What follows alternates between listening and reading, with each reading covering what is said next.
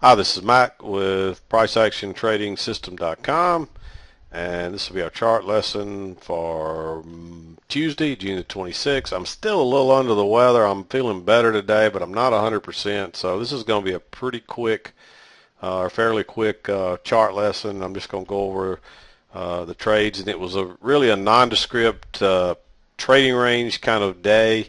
And one thing I want to share with you, and I've talked about this before, but I don't know if I've mentioned it lately, and we've got a lot of new people. But anytime you are in a trading range day, and let me just show you this. Here's the open from yesterday afternoon. So here's your highs from the overnight, and here's your lows from the overnight. So that's where you're going to start with your resistance and your support.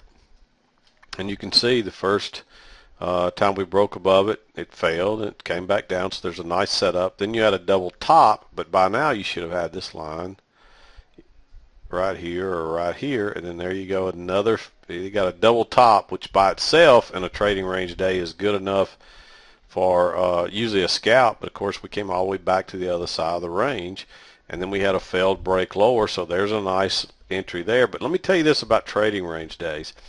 And again, this is where we would have started. But whenever you have a trading range day, once you recognize it's a trading range day, you can almost fade every new high or every new low for the day. And let me just show you that.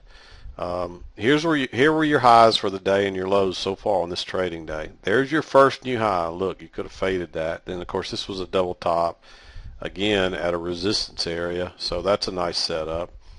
But look, when you come down here, there's your new low for the day. And look, that was a nice, easy fade. Here was another new low for the day. I didn't mark this one, but it's a new low for the day. And, you know, on a trading range day, and look how easy a scalp that would be. Then you come up here, here's your new high for the day. Look, there was your next high. Here was your original high. There was your next high. And then here's your new high. And look how easy a trade that was. And look, here's another new high. And look how easy a trade that was. And so just remember that. Remember that rule. Don't go trading that blindly, but just watch it until you kind of get a feel for it. And then when you start to notice it in real time, take the trade. And but you can just about count on every new high and every new low on a trading range day. Especially remember they got to be way away from the EMA generally. And you can see here's your EMA and here's where prices were. Look where prices were, and your EMA was way up here at the time. Same thing here, prices are way up here, and your EMA at that point was way down there. Same thing here, prices way up here, and at that point your EMA would have been way down here. So keep that in mind. It's you know, it just seems to hold true. Anytime we have a trading range day, I normally fade every new high and every low, and they're almost gimme trades every single time. But let's talk about the trades we had. And again, we started here. This is just a failed break higher, and it was obvious this was somewhat of a trading range. Now, didn't mean that we couldn't break out and start a trend, but look how far away that was from the EMA, and it's a failed break above a double top. And you got that nice bearish bar, so an easy trade back, and any runners would have been good for 2 or 3 points there. Then you get a double top, so your line should have moved up to here, and actually right there is where I would have it now. But now you got a double top in place and another nice reversal bar, another easy short, and any runners would have been good all the way back to the other side here. And then you got a failed break lower here, but also just remember this is a trading range day, and that's a new low for the day. So that's almost a gimme, and look at that, how it took off, and any runners would have been good for 2 or 3 points there. This particular trade here, I think I skipped it, but this is just a two-legged pullback. One leg pullback, second leg, it's a two-legged pullback to the EMA, and we hadn't reached the low yet. So, and that was a very bearish move down, so I was looking for another leg down like that. And if you measure that one, there's leg one, and then you went into all this chop, but then there's leg two, and you can see it did go a little further. Maybe you might even call this leg one right here. And then there's your second leg, and it's almost a perfect measured move. So this is just a bigger two-legged move, and there's a little two-legged correction right in there.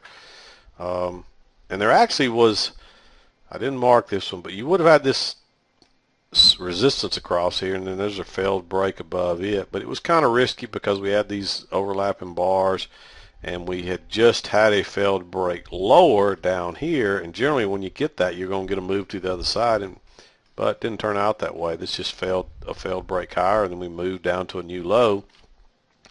But again, we were looking for a possible another leg. But on a trading range day, that doesn't always happen. So that was risky, and it would have been a great trade. But it's better to miss a trade than to take one like right. Let me just find one like right here. You got a bunch of overlapping bars, and you got a nice two-legged pullback to the EMA with a double top.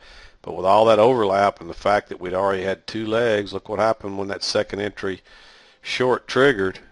It immediately reversed. So there was actually a long right there, but I wouldn't have taken that one either just because of all those overlapping bars. So I didn't mark that one. I didn't take it. And so I didn't mark it. So, but here's your nice trade. Now you got a two-legged pullback to the EMA, plus we're retesting the strong support here, and prices reversed immediately. So there's your great long. Any runners would have been safe, and you could have ridden this all the way up here to the high and then just shorted that one. Now this one was only good for, actually you could have got a runner here, but it wouldn't have gone very far. You probably would have ended up still getting stopped out right back out in here somewhere if you were playing it right. And this did turn out to be, as you can see, kind of a double triple bottom there. So that was a good enough reason to exit. And then there we were off to another run to the upside. And this is actually a two-legged pullback, but because it was, by the time you got a chance to enter with a nice bar, it was so close to the resistance that it just wasn't worth it either.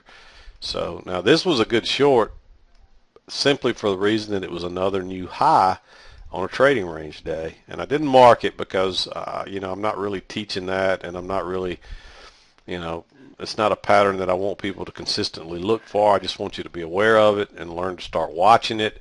And, as you get better with, watching prices react on a chart, you may eventually want to start taking that trade. It's not as high probability as some of the other trades, but if you can recognize a trading range day and get it right, these are almost gimmies every time. And I showed them to you earlier, and I see that over and over and over. So they're really good trades. And then this last trade, we got a two-legged pullback. We came back, and this was a resistance, and we came back and tested it a couple of times. We got back into the range here, but we closed instantly right back outside it, and pulled back and tested it again, and again closed above it. And so it's a little two-legged pullback to the EMA that failed to go any lower, and the former resistance is now acting as support. And so you figure at the very least we're probably going to come back and test this high or this high, and that's exactly where prices went. So, and this was a kind of a, you could actually call this a one leg up pullback, and so you're looking for a second leg up too.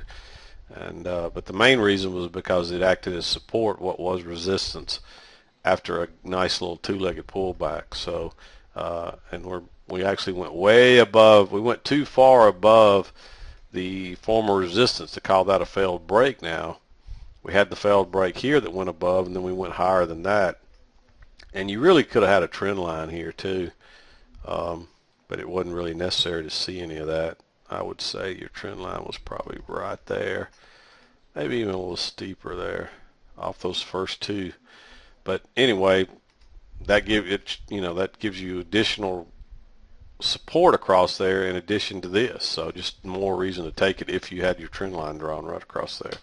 So anyway, again, I'm not feeling real good, so I'm gonna call it quits for the day. But just understand, hopefully the main thing you understand is it's a trading range day, and your key entry points are along the support and the resistance, and then again always the two-legged pullbacks to the EMA on the way to each side, especially when it's 7 or 8 points wide like this one was. So hopefully you recognize that. Even if you didn't recognize where to enter, hopefully you recognize that it was pretty much a trading range day, because that's the first step. And with time you'll get to see more of it. But it takes a lot of chart time and a lot of experience to see some of this stuff. So my hope is that you at least recognize that it was a trading range day. So this is 10 minutes worth. I'm going to wrap it up. Hopefully I'll be feeling better. Some other things I want to kind of show you, but I'm just not up to it today, so maybe we can get them in later in the week. But this is Mac with priceactiontrading system.com, and we'll see you next time.